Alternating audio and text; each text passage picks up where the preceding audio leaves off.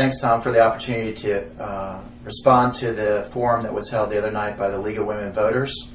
I'm sorry I had to miss due to a prior commitment, but I'm happy to have this opportunity to answer the same questions that everyone else answered the other night. So feel free. Well, thank you, Dr. Inglefield. And we'll start out with the first question. And the first question that was asked by the moderator that night was, why are you running for mayor? Okay. I'm running for mayor because I think we need new leadership in Hickory.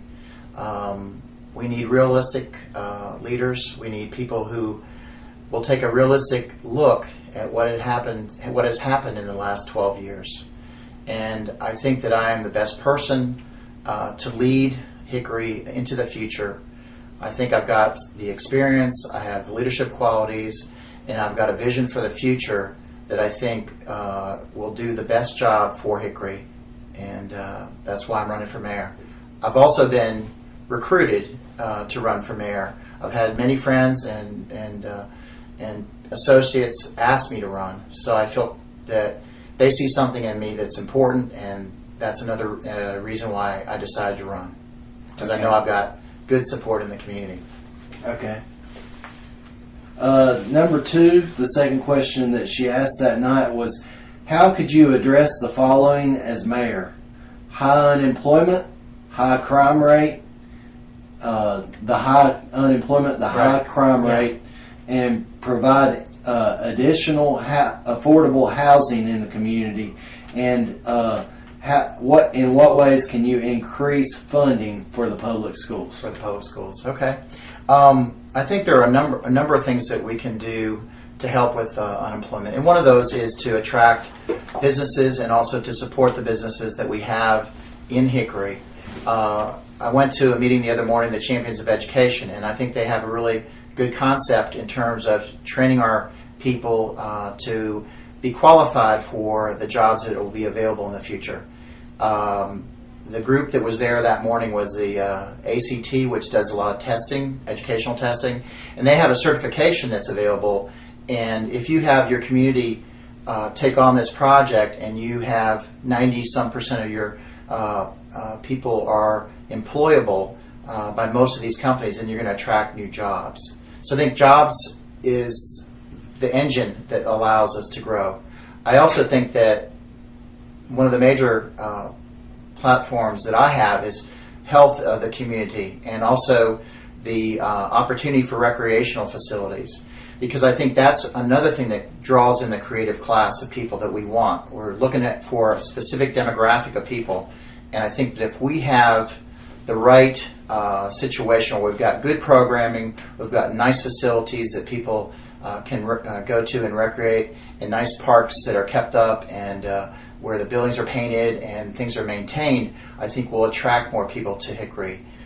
We can certainly attract companies very much like we have nearby, like Apple and Google. I think those are the type of jobs that we hope to be able to attract. I think working with the community colleges, working with Lenore Ryan University, we should be able to accomplish an increase in the number of jobs that we have in the community. And then that feeds into the other issues that we're talking about. That will certainly help with the unemployment. We've lost 35,000 jobs over the last 12 years. It's been devastating to the community. As a healthcare provider, I see a lot of people don't have insurance. They can't afford their medicines. And this certainly is damaging to the long-term health of our community. So I'd like to do something about that as well. Let's see, the other question you had was about the crime rate. Again, I think the crime rate has a lot to do with poverty and with unemployment. If people are employed, then they are not going to become desperate where they have to become involved in crime. I do think that it's important to realize that we need good law enforcement. We need law enforcement that's fair and effective, and we need to spend our money well to provide safety for all our citizens and in all the communities, not just in Northwest Hickory, but throughout Hickory. We need to have safe places for people to go. They should feel safe in their homes, and I think that's a critical thing in terms of, again, attracting more companies and more people to the area. let's see, what were the other questions here? Providing additional affordable housing. Affordable housing. There's a lot of affordable housing in the area. The problem is that people don't have jobs. People don't have employment. They don't have a way to afford those places. Even if you are in a Habitat house, you make payments, you put in sweat equity. So we need to focus on how do we raise the level of everyone in the area so that we can provide the housing that's needed.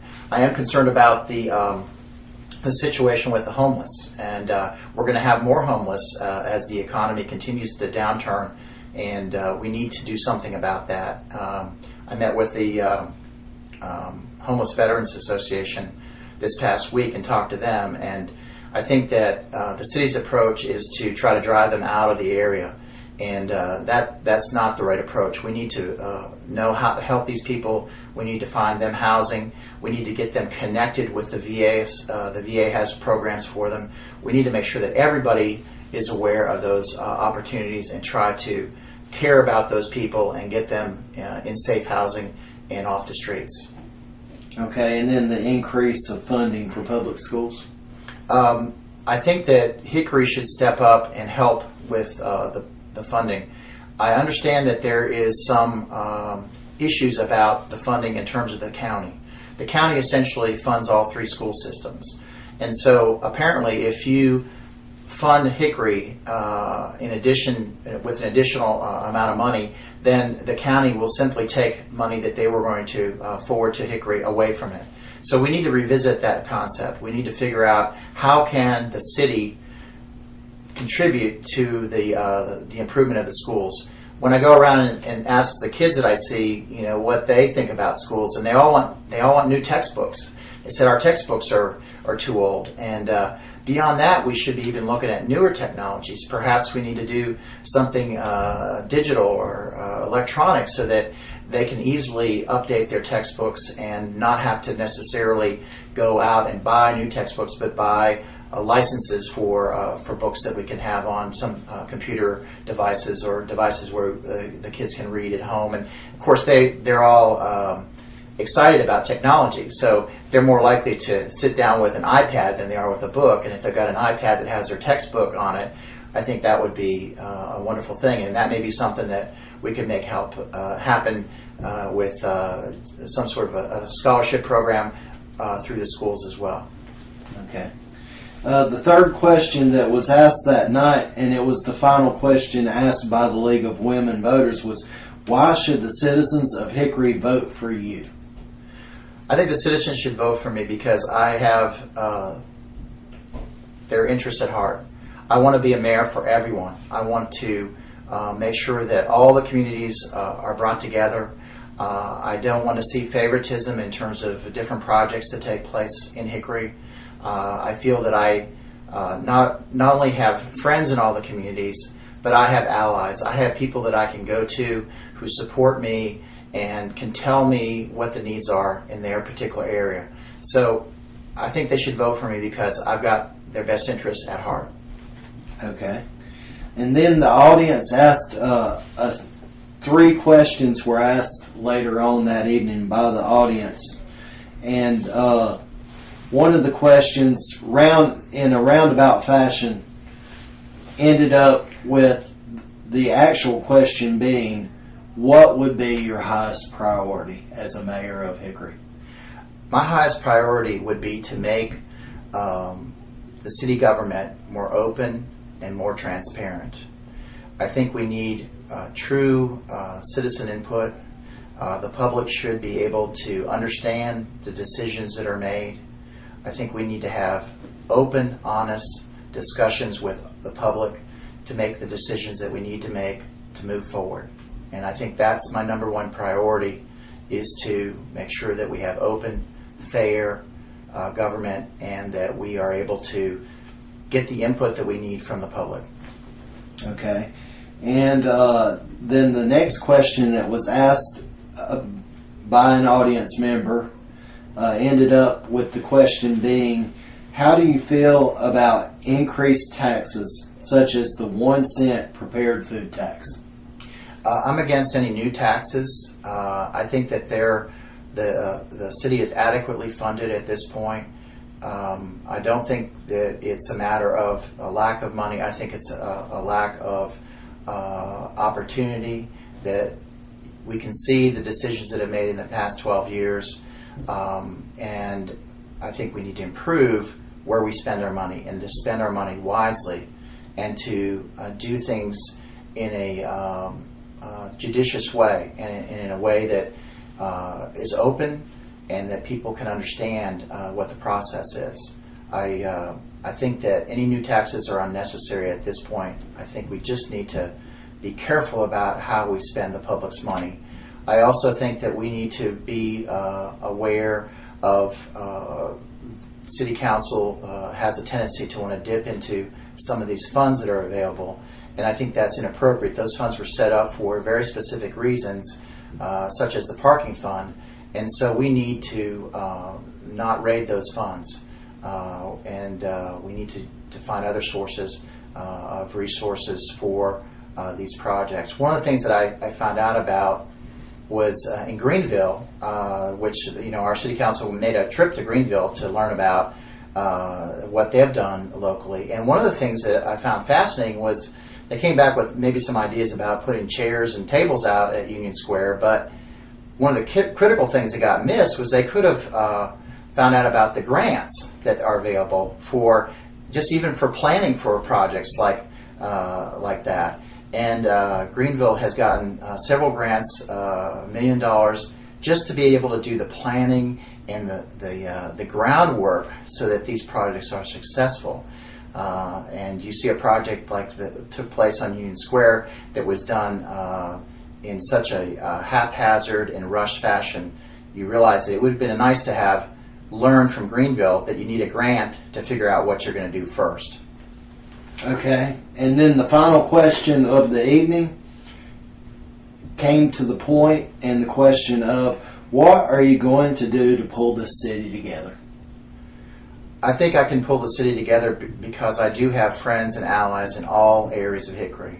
And I think that we are able to bring those people together. And again, if we are open and transparent about what we're doing and how we're making our decisions, and we are inclusive of all the interested parties so that we make good decisions based on good public input, I think that's the critical thing. And that will pull the city together. I think the city needs to be, in order to accomplish anything, we need to work together. And so I think that I can do that. I'm a team player. I play water polo on a regular basis. I know how to play on a team. I know that sometimes you have to have people sub in and sub out to get the best results. And sometimes people don't particularly like that. But as a team player, you learn how to work together. You learn how to the give and take that needs to take place. And so I think it's important that we have and gather our friends and allies together and get diverse views. I'm not opposed to, I don't want to hear everyone telling me yes, yes, yes. I want to hear the no's. I want to hear the yeses. I want to hear the maybes, because I think you can take a good idea and make it better, and you can stop a bad idea. Okay. And you've now answered the questions that were posed at the League of Women Voters forum from last Friday night. Well, Tom, thank you for giving me the opportunity to do this, and I'm sorry I had to miss, and I wish I could have been there, and I look forward to, I think there's going to be a debate at Lenore Rhine coming up on October 4th, and I plan to be there for that, and hopefully we'll have another good discussion and maybe some good input from the public as well. Thanks, Tom. Okay, and I want to thank Dr. Inglefield for participating in this. And all of the forums that have taken place so far involving all of the mayoral candidates are available here on the Hickory Hound.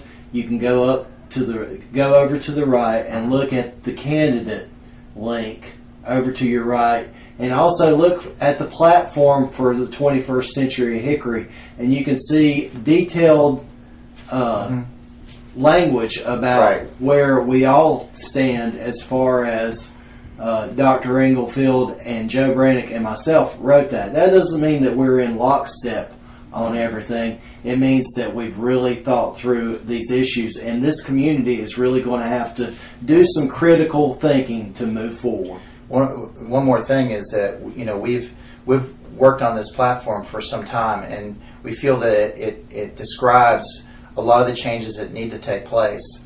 And I think it's really important that people look seriously at what we've produced as a platform. This isn't something that we came up with last week, and I'm glad to see that a lot of the other candidates are very much in agreement with the platform as we've presented it. So I'm glad that people can see that on the Hickory Hound and see our basic 10-point plan for Hickory and for the future of Hickory, which I think is going to be great. Well, thank you, Dr. Inglefield. Thank you.